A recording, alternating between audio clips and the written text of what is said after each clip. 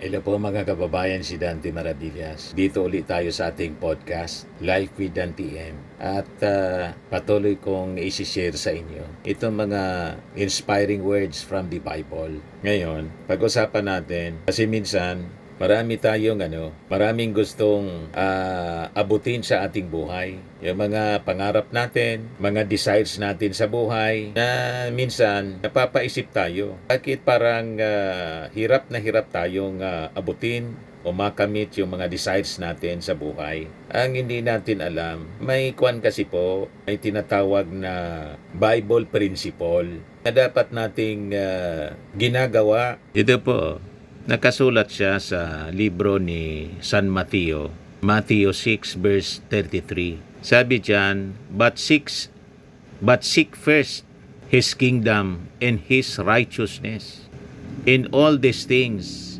will be given to you as well. Seek ye first the kingdom of God and His righteousness daw, and all these things will be added unto you. So dagdag na lang pala. Yung mga biyaya na ating inaasam sa buhay, dagdag na lang. Ang unang requirement pala na dapat nating ginagawa para makamtan natin yung ating mga desires sa buhay. Unahin natin, hanapin ang kaharian ng Diyos. Seek ye first the kingdom of God and His righteousness, in all these things shall be added unto you, or will be added unto you. O diba, mga kababayan, ganun pala ang dapat ginagawa ng mga tao. Kaya yung nagtataka kayo, bakit niya parang yung aking mga pangarap sa buhay, ang aking mga desires, ang hirap-hirap na matupad.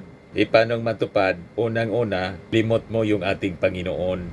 Siya may-ari ng langit at lupa, lahat ng kayamanan sa mundo, in the whole universe. Siya yung may pag-aari, tapos limot mo. Hindi ka man lang makapanalangin kahit minsan, kahit na lang yung mga biyaya na tinatamasa mo sa buhay. Yung buhay ka pa nga lang, nagising kang matiwasay, may hinihinga kang hangin na fresh. Diba? Lahat yan galing sa Kanya. Ni minsan pagising mo, nagsabi kang, Lord, salamat, nagising pa ako. Diba po? Gising pa ako. At siyempre buhay na buhay. Nagising pa nga eh. Kasi may mga taong hindi na nagising. Di ba? Yun ay isang malaking biyaya na minsan nakakalimutan natin. So, when we prioritize God's kingdom, then everything else falls into place. Ganun po. Minsan nga hindi mo hinahanap, nakuha mo. May mga experience kayong ganun. So, dapat nating tandaan na yung ating mga desires at mga pangangailangan po, pag inuna natin yung ating Panginoon at nagtitiwala tayo sa Kanya, our desires and needs, mabibigla na lang kayo. Nandiyan na pala. Sinagot na niya yung yung ating mga desires. And seeking His will above all else leads to a life of fulfillment and peace. Knowing that God provides. Diba lagi nating naririnig yan? God will provide. Tiwala lang po sa Kanya yung kailangan natin. So with that, mga kababayan, samahan po ninyo ako sa maiksing panalangin.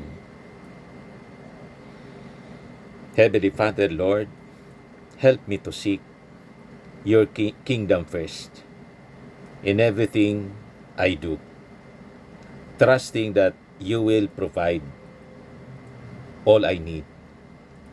Amen. So yun po yung ating short video ngayon sa ating podcast, Life with Dante M. Kung hindi pa po kayo nakasubscribe sa ating YouTube channel, click subscribe niyo po. Lagi nating tatandaan, mga kababayan, sa buhay, you become what you believe. Bye-bye po. God bless.